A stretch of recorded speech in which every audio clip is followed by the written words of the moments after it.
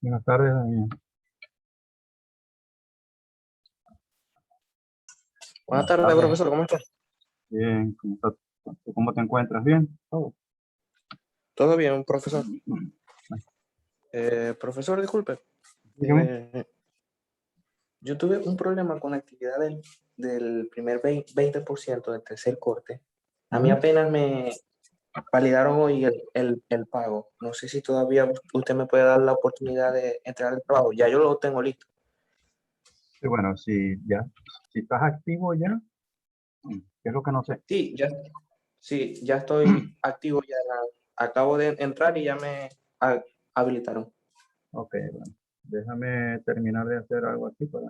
Bueno, después de esto puedo hacer el ajuste. De la clase. Sí. De la clase, claro. Ujú. Ok, profesor.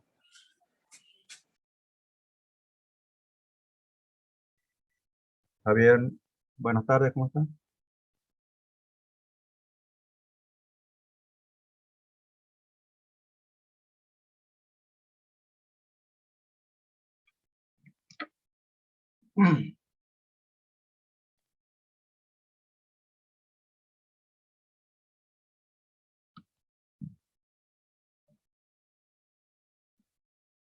Javier Noriega.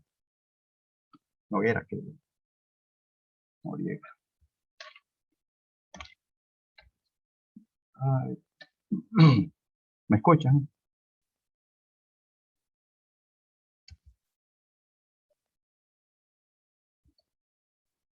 Sí, profesor. Ah, ok. Ya te iba a preguntar por el chat. Bueno.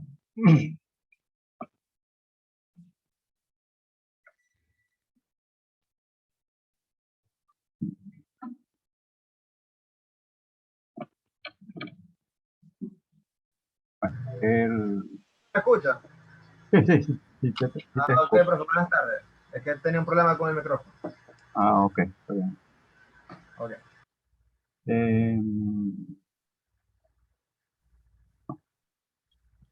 ¿Tú entregaste al 20%?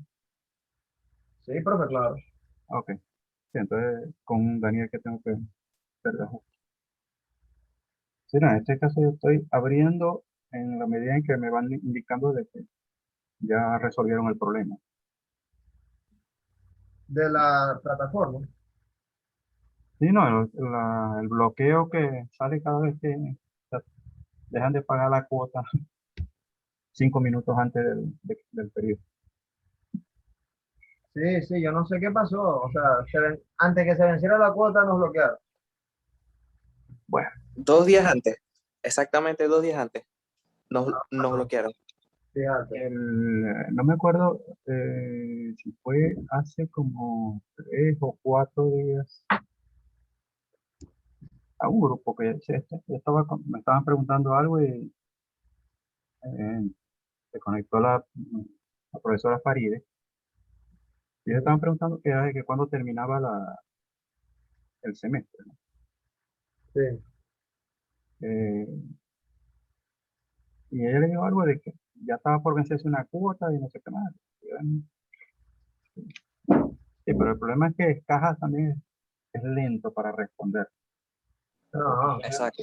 tú pueden reaccionar rápido, pagar y eso, pero Caja no es tan fácil no, profe, para hay que que ir hasta no allá, reacciona tan rápido. hay que ir a la universidad y llevar el soporte impreso para que te desbloqueen en el momento. Y no hay que esperar a que ellos lean el correo algún día. Imagínate. Yo envié el correo 3 veces, profesor, y y porque lo envié 3 veces fue que me habilitaron 2 días después. Hoy. Yo pagué el lunes. Bueno, algo tienen que mejorar ese proceso. No puede ser. Ya. Bueno, bien, llega alguien más. Después, entonces, no le voy a colocar esto en en la plataforma, bueno, en la plataforma, y lo voy a poner en el grupo también, en el grupo WhatsApp.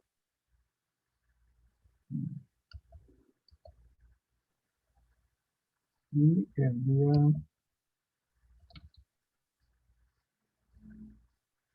día viernes vamos a tener otra sesión y vamos a ver unos ejercicios de esto que vamos a ver ahorita. Estos son métodos para caracterizar el volumen de influjo de agua por unidad de caída de presión que ocurre en el yacimiento. Tengo que cambiar esa I por una I mayúscula.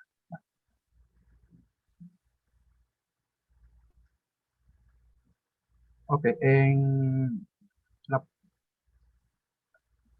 lo que vimos anteriormente tenía que ver con caracterización de acuíferos, pero cuando se habla de caracterización de acuíferos, los acuíferos, inclusive a nivel de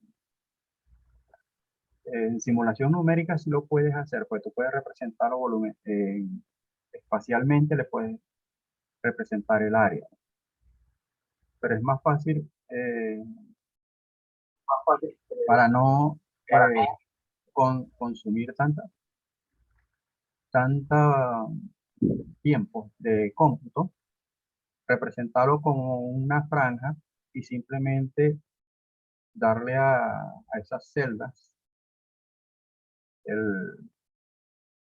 un factor tal que represente el influjo de agua que se necesita o se requiere o que puede aportar el acuífero de acuerdo a sus características, porque gastar celdas de computación en representar el acuífero no creo que sea nada práctico. Entonces tienes que tratar de representar todo lo que es el acuífero en una pequeña cantidad de celdas para que vean en un modelo de simulación.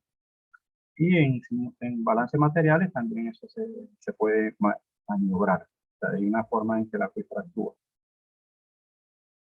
Entonces, ¿qué es lo que necesitas determinar tú? O sea, normalmente es cuál es la dimensión del acuífero y en función de eso puedes estimar cuánto es el influjo de agua que va a ocurrir en la medida en que la presión del yacimiento caiga y el acuífero comience a actuar.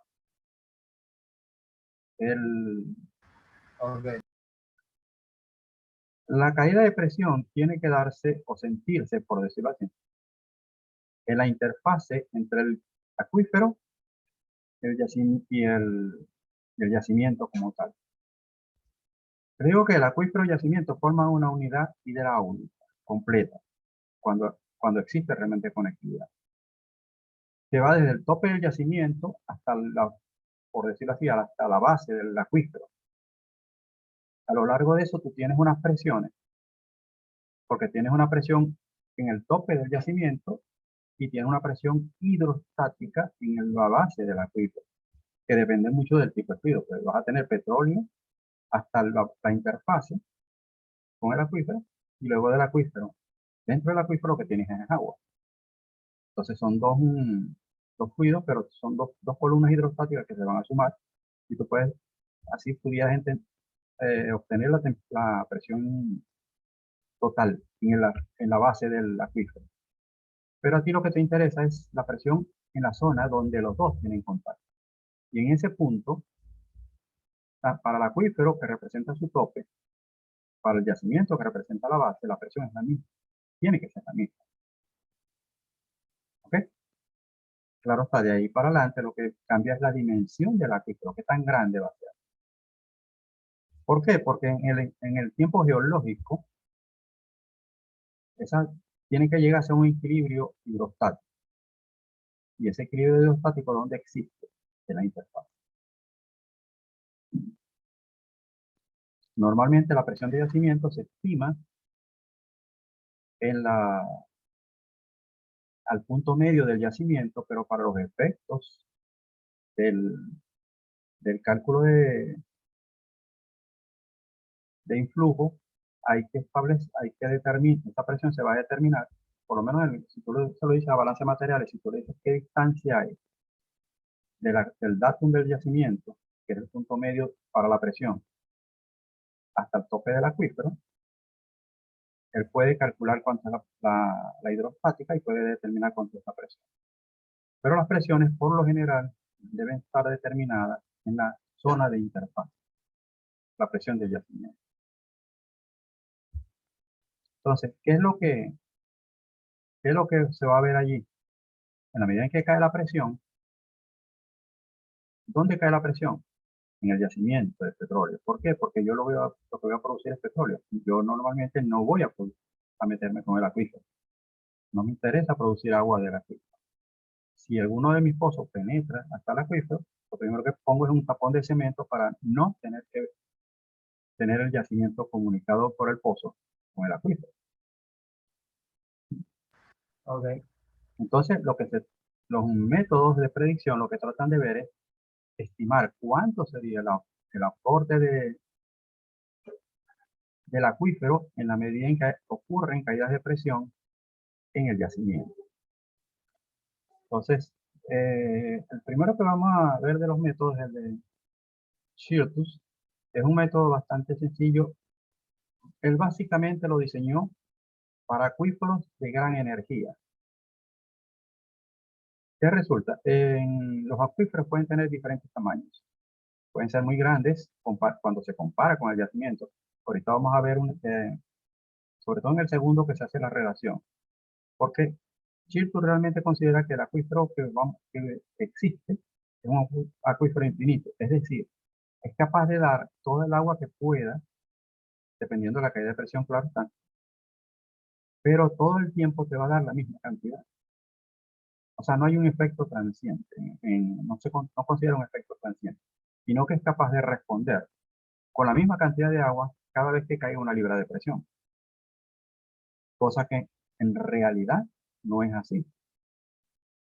Porque en la medida en que va transcurriendo el tiempo y el acuífero avanza sobre el yacimiento, el punto de referencia para saber cuánta energía tiene el acuífero es precisamente el sitio donde estaba originalmente.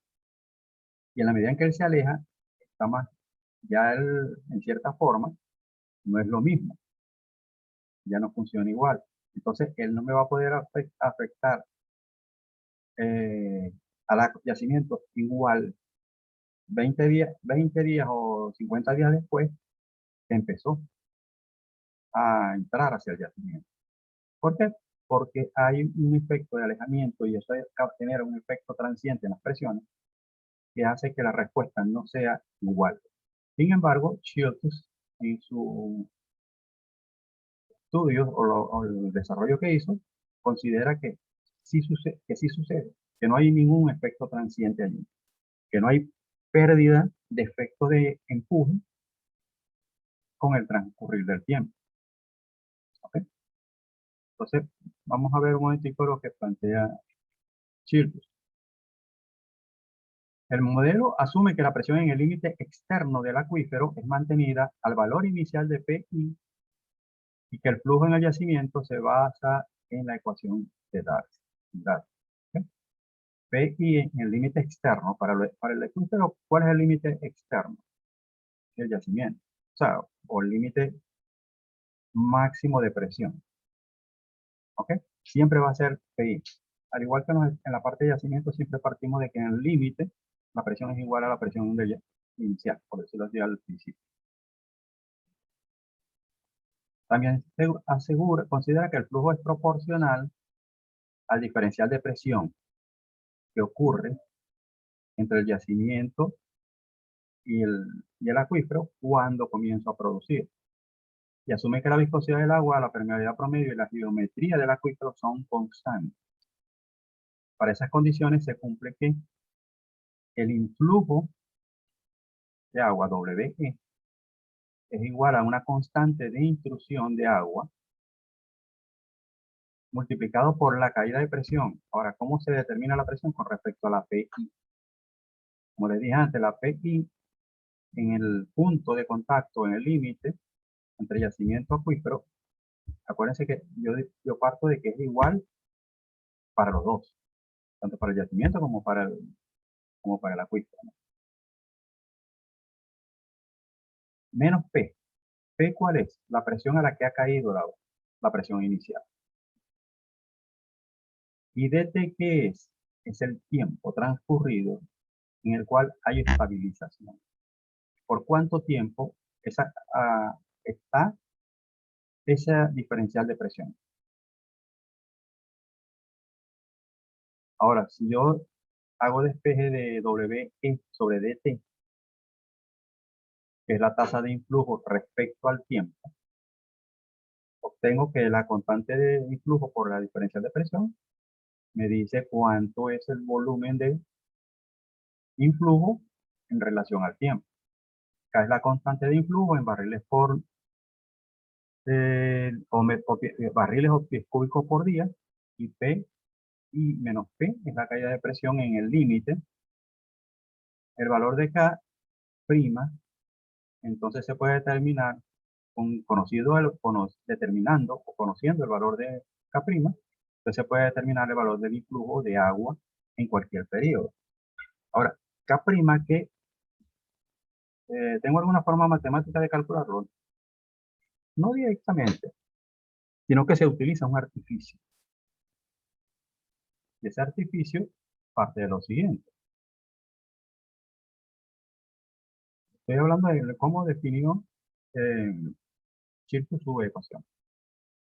Entonces, él parte de, si durante un periodo razonablemente largo la tasa de producción y la presión del yacimiento permanecen en niveles constantes, entonces debe suponer que la tasa de extracción del yacimiento o volumen de vaciamiento es igual a la tasa de influjo de agua. O sea, ¿qué significa esto? Que si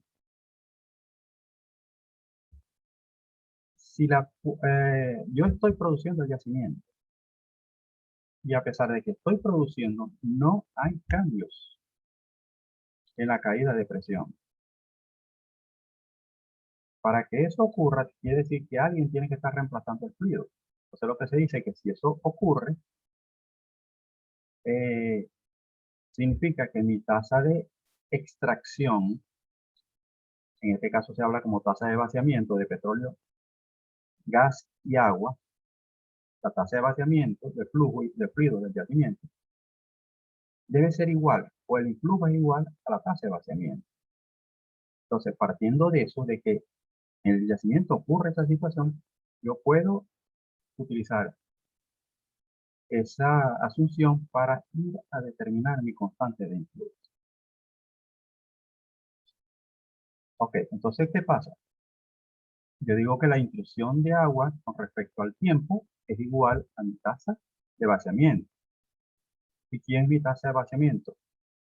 DNP sobre DT, ¿quién es? Petróleo producido diario. ¿Cuánto petróleo estoy produciendo por día? Y veo que es el factor volumétrico que me transforma a barriles de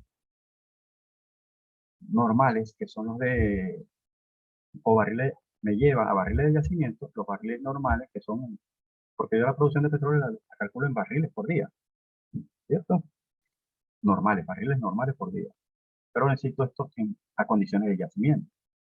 Entonces, tengo la tasa de extracción de petróleo en barriles por día, barriles normales por día, y multiplicado por el BO me da la tasa de extracción o vaciamiento en barriles de yacimiento por día. Más R menos RSO. ¿Y R quién es? La relación de gas en solución inicial. ¿Y RSO quién es? La relación en gas en solución actual. ¿Eso qué es? El gas disuelto en el petróleo. Y quiero que voy a tratar de ver cuánto gas que estaba disuelto en el petróleo se produjo. ¿Por qué lo multiplico por NP? Porque ese valor está asociado al petróleo producido. Entonces, R menos RSO multiplicado por DNP sobre DT me da el volumen de gas. ¿A qué condiciones? ¿A qué condiciones está el petróleo? Barriles normales. En este caso será a pies cúbicos normales. Multiplicado por el factor volumétrico del gas. Y luego, el otro fluido que puedo producir del yacimiento, agua. BW por la DNDWP,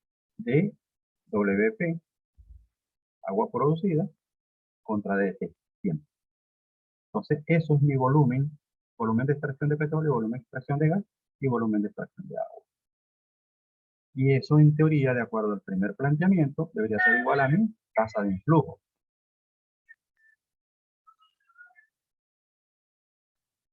Ahora, si estoy o considero que estoy por debajo del punto de burbujeo, yo puedo reemplazar eso, el BO más RCOI menos RCO por BG, lo puedo reemplazar por un BT. Entonces la ecuación anterior queda transformada de esta forma.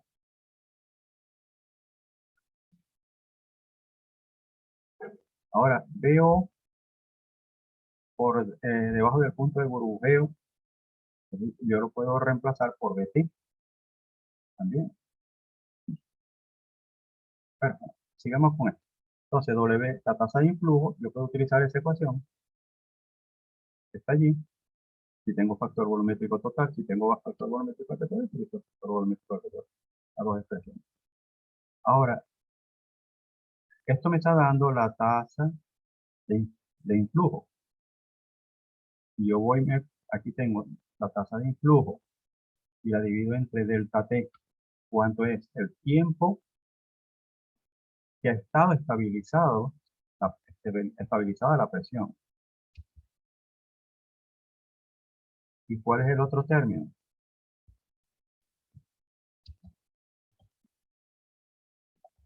P sub I, la presión inicial de la interfase, menos P. ¿Cuál es la presión que ha caído y luego se estabilizó? ¿Ok? Profe, Porque ¿qué son en cada... esas P que aparecen allí? ¿Perdón? ¿Qué significa la D que aparece detrás de cada término? Derivada. O sea, ¿qué es la tasa de producción? Porque fíjate que te estoy diciendo DNP y DT es tasa de producción contra tiempo. Lo dije por allá. Y DW contra DT, ¿qué es? Tasa de influjo Ok. por tiempo. Tengo mi tasa de producción en barriles por día, mi tasa de influjo está en barriles por día. Ok. Porque ¿qué es? Y lo vemos desde el punto de vista matemático. ¿Qué es una derivada?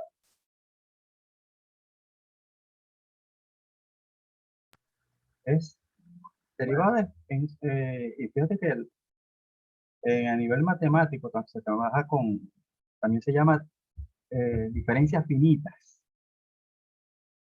O sea, la diferencia entre un punto y otro punto de la producción, ¿qué es? La tasa diaria. Porque tú lo mides en días. Entonces, cada tasa diaria representa una diferencial de tu producción total. O una derivada. Y una diferencial que es, para todos los efectos matemáticos, que es derivada. Pero esa es una forma muy artística de representar lo que es o sea, y muy de científico, y matemático sobre todo. Porque yo no lo he mencionado, ¿no? Pero ¿quiénes piensan ustedes que han desarrollado todas las ecuaciones de ingeniería? Ingeniero de petróleo, matemáticos. No, no sé, profe. O sea, los sistemas de computación, que se hacen todos esos cálculos que se reflejan, que pueden hacer todo esto, ¿quién los desarrolló? ¿Ingeniero de petróleo? No, matemáticos. Se busca a gente que trabaja con eso, en este caso, por lo menos los programadores. Ajá, ¿qué es lo que pasa? Que el ingeniero de petróleo tiene que estar ahí explicándole qué es lo que tiene que hacer. Y él tiene que construir las ecuaciones para poder hacer eso que él dice que debe hacer. ¿Qué es lo que pasa con esto? Muchos de estos científicos eran matemáticos o Ok. tuvieron que convertirse en matemáticos por utilizar las matemáticas para esto. Eso, por lo menos yo no me voy mucho con el desarrollo de las ecuaciones, pero hay una de las cosas que debería cualquier ingeniero de petróleo es empezar a ver la base, de dónde están las ecuaciones. Sí. Pero bueno, Ok, ya ok. saben que DNP lo que significa es tasa de producción, barriles por día o pies cúbicos por día. Ok. Entonces, con esta expresión, que es la misma que vimos aquí, vista de otra forma, es la misma ecuación, lo que pasa es que está bien montada de otra forma. Tienes que determinas DW, la tasa de influjo diario.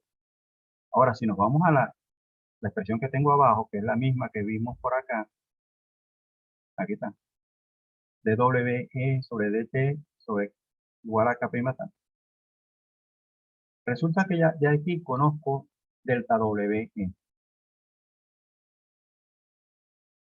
Delta T, ¿qué es? Aquí me dice si durante un periodo razonablemente largo, bueno, razonablemente largo puede ser un mes, pueden ser 20 días, 30 días, más de un día, cualquier cosa mayor de un día. ¿Ok? Razonablemente, lo ideal sería que fueran por lo menos que tengas 50, 60, 80 días de estabilidad para que pueda ser realmente decirse que es así. Pero para los efectos de cálculo de esto, vamos a partir de un periodo relativo bastante corto. ¿Ok? Ok. Entonces, delta T es el tiempo de estabilización después que hubo una caída de presión. La presión inicial tiene que caer para que comience a haber producción. Pero si después de eso comienza el acuífero a aportar fluido, significa que la presión la va a mantener, pero la va a mantener después de que hubo una caída de presión. Entonces, ¿hasta cuánto cayó la presión? Hasta P. Entonces, la diferencia entre P1 y P me dice, ok, ese es mi delta P. ¿Por cuánto tiempo ha estado estable? Ah, un mes, 30 días, ok. Entonces ya tengo el volumen de influjo diario, tengo el tiempo, pueden ser 20 días, 30 días, y tengo mi delta P, la caída de la presión inicial que tenía, la presión que tengo en este momento.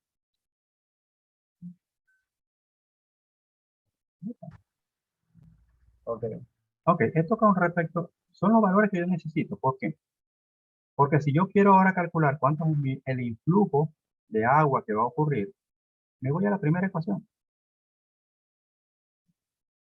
Aquí lo tengo. WE, que es lo que me interesa, influjo. No me interesa. Tengo la tasa de influjo. Con la tasa de influjo que calculé aquí, ya yo estoy determinando K.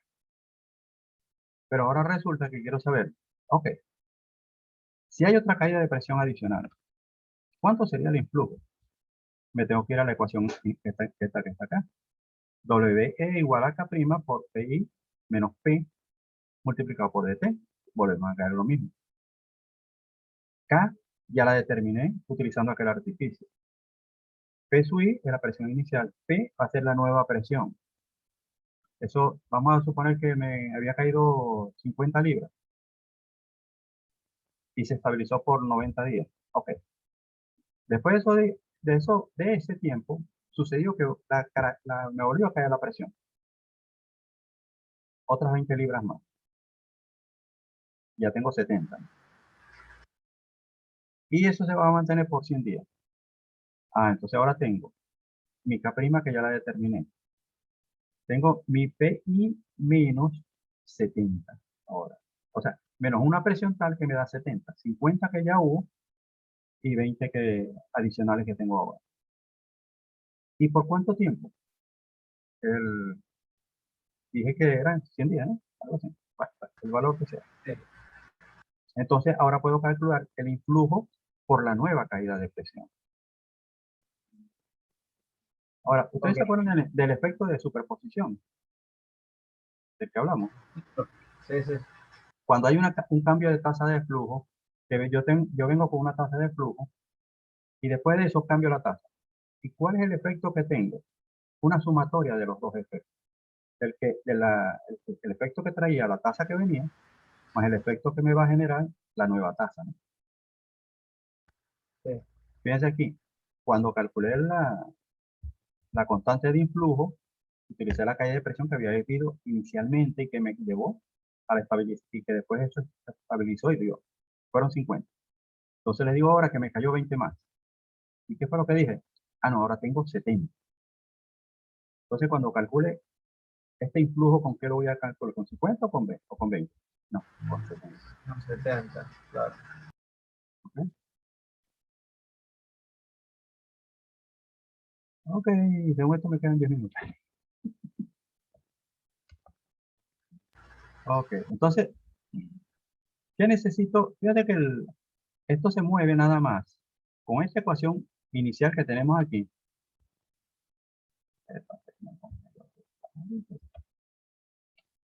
Con la ecuación de vaciamiento y con el cálculo de K. O en realidad empiezo con la ecuación de vaciamiento, el cálculo de K, y al final puedo calcular todo el influjo que yo tenga en ese momento.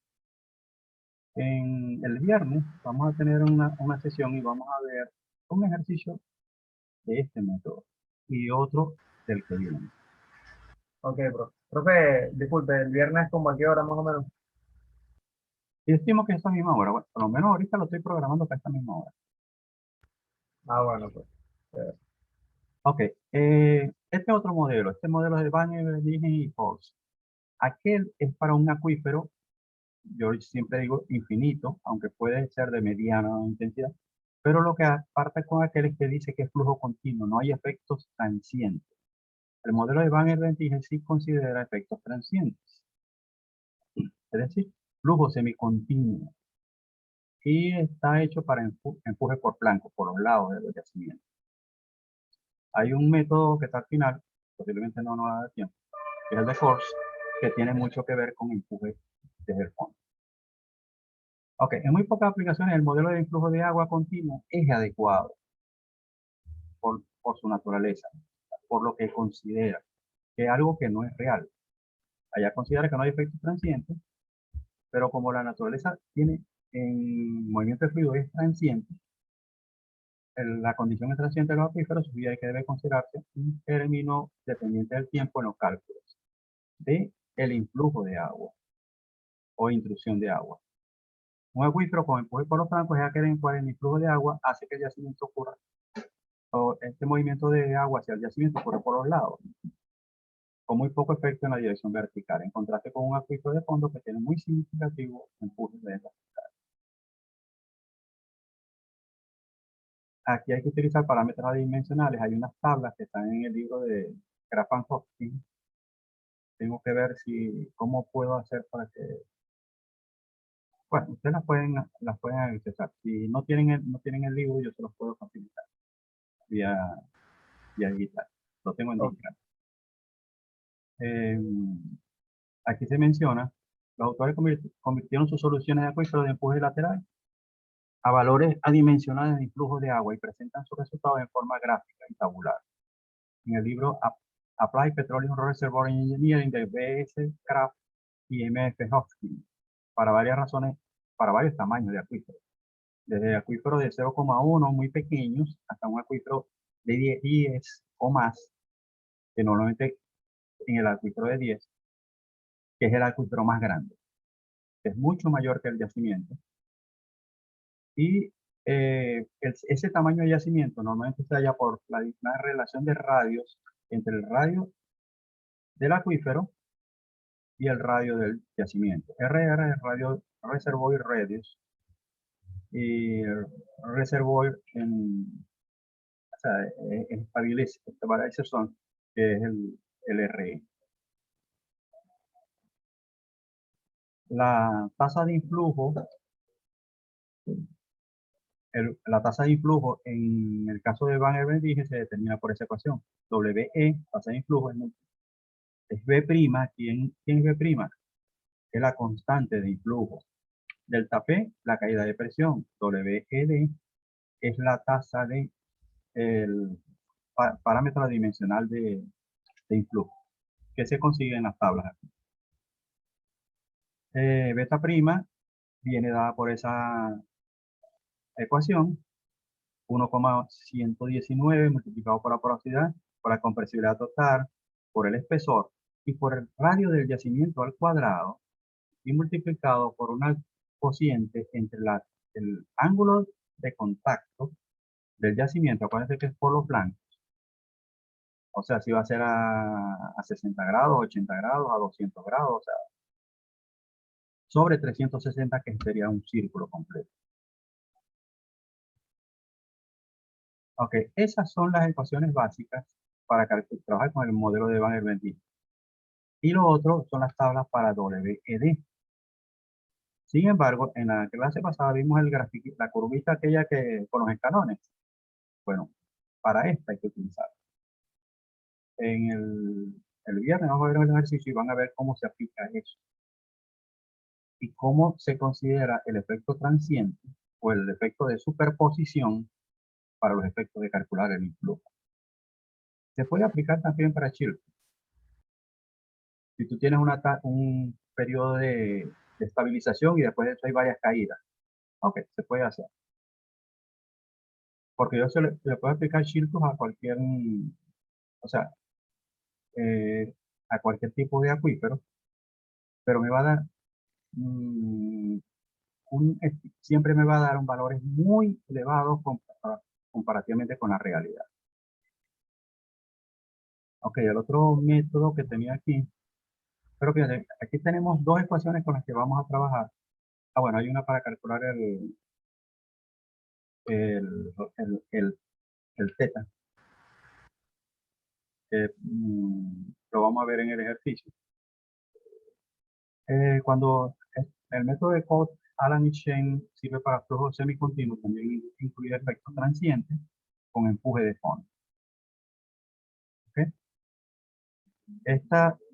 Aquí tenemos abajo, tienen la constante de influjo, el valor de la constante de influjo, pero hay que calcular un z adimensional y un radio adimensional que me van a permitir tirar unas tablas que te mencioné ahí, la 8.6 y la 8.10, para hallar el WED. Este también trabaja con WED, pero hay que estar por medio del cálculo de ZD y del radio dimensional.